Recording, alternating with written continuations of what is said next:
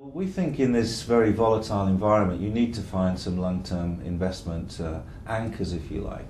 And for us, one of those themes is the growth of emerging market consumption.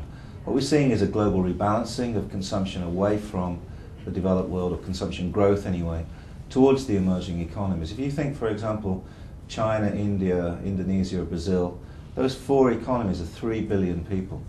3 billion people where per capita consumption levels of many things are very low.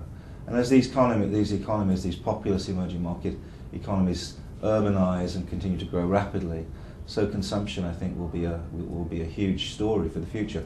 And we think it's a combination of multinationals and locally listed stocks to play that theme. And that, of course, would be good news for people like Unilever, won't it? European Absolutely. companies who are exporting to emerging markets or have factories there, and their revenue a lot of it comes back to. Yeah, many of the developed stocks that are listed in London or New York are very focused on these emerging market themes. So absolutely, we should play that as a combination of local listed companies and multinationals.